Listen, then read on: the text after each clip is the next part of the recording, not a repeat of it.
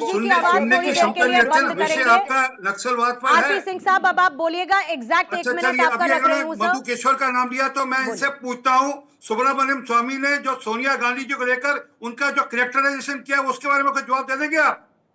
ये जो इधर से इधर उधर घूमने वाले लोग हैं, कोई तथ्यों के बिना, तथ्यों के आधार के बिना ही कोई अपनी तरह आरोप लगा नहीं उड़ाती। मैं अरुणा राय की बात इसलिए करके, अरुणा राय ने बड़ी स्पष्टता से कहा कि आप जब नक्सल पर आप दबाव दंपश बनाते हैं तो आप व्यक्ति के विभक्ति पर दंपश डालते हैं। इसी प्रकार से एक सज्जन थे, उनका नाम था जीन धीर, उन्होंने कहा कि आप नक्सलियों, वो भी एनएससी के मेंबर थे, वो भी सोनिया गांधी की टीम का हिस्सा थे, उन्होंने भी नक्सलवाद को लेकर इस प्रकार की धारणा बताई। वह सोचने सचमुच अशोभनीय है, परंतु इनको तो सूट करता है और इसलिए जब जब इनको शीशा दिखाओ जब तक इनको कड़वा लगता है।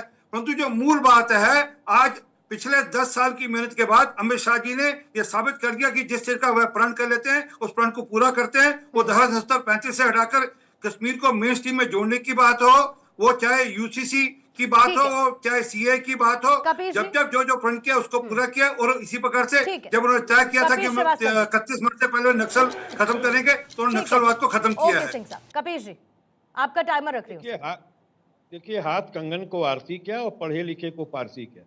अगर वाकई अमित शाह जी ने जो बात कही है तो इसके बाद से कोई घटना कहीं भी हिंदुस्तान के अंदर नहीं घटनी चाहिए, और अगर घटती है तो वो घटना अपने आप अमित शाह के मस्तक पर चस्पा हो जाएगी कि वो झूठ बोलते हैं।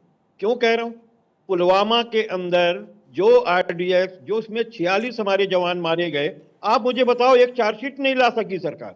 इतनी इनकॉम्पिटेंट सरकार है कि आज तक पुलवामा पे चार्जशीट नहीं ला पाई कि किस नंबर की गाड़ी किसकी थी, कौन इसमें अभियुक्त बने, कोई नहीं जान रहा है। आप सोचो, जो सरकार 26 लोगों की मृत्यु हो गई, एक पुलिस वाला वहां ना हो, तो ऐसी सरकार पर हम विश्वास नहीं करेंगे। यही अमित शाह साहब थे जिन्होंने कहा कि ये जुमला है, जुमला। कल को खड़े होकर कह देंगे कि जुमला है। झारखंड के इलाकों की बात करिए, पश्चिम बंगाल की बात करिए, महाराष्ट्र के गढ़चिरौली की बात करिए, नक्सलवाद पर बात करिए। नक्सलवाद पर कोई बात नहीं करना चाहता। सिंह आपके राजनाथ सिंह 30 सेकंड से मंत्री नहीं है।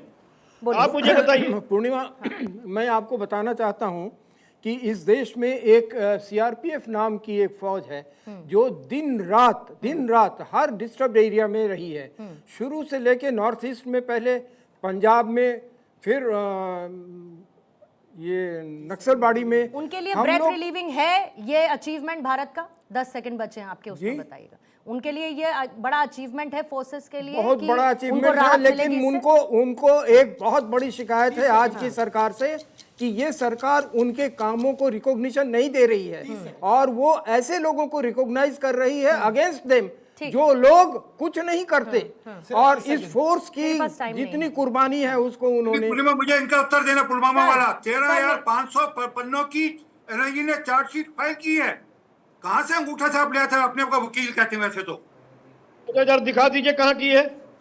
13,000 मैं आपको भेज दूंगा जी, मैं आपको लिंक भेज दूंगा। मैं तो आपको ये पूछ रहा हूँ, कितनों को गिरफ्तार किया, फांसी पर चढ़ा दिया? कितने साल हो गए 2019 से 2026 में? अपनी आप नाकामयाबी बताने के लिए बैठे हुए हैं। आपकी नाकामयाबी बता दिया, अपनी नाकामयाबी बता रहे हैं, आपने नहीं ला पा रहे हैं। 2023 से लेकर के 2026 दीपक जाने उत्तर नहीं दिया कि क्या कन्हैया कुमार पे एफआईआर है कि नहीं है, क्या उसके ऊपर चार्जशीट है कि नहीं है दिल्ली के अंदर, उत्तर नहीं दिया। मुझे आप सबको देना पड़ेगा क्योंकि मुझे समय इतनी इजाजत देता है।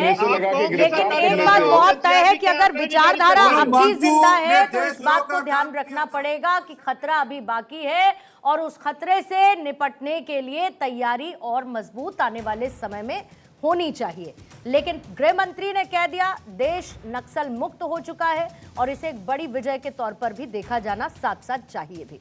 शुक्रिया आपका आरपी सिंह साहब, दीपक झा जी, कपिश जी, आरके सिंह साहब, साथ ही सूर्य प्रकाश मैथिल जी और हरेंद्र कुमार सिंह, आप सभी का धन्यवाद दहाड़ की चर्चा में शामिल होने के लिए।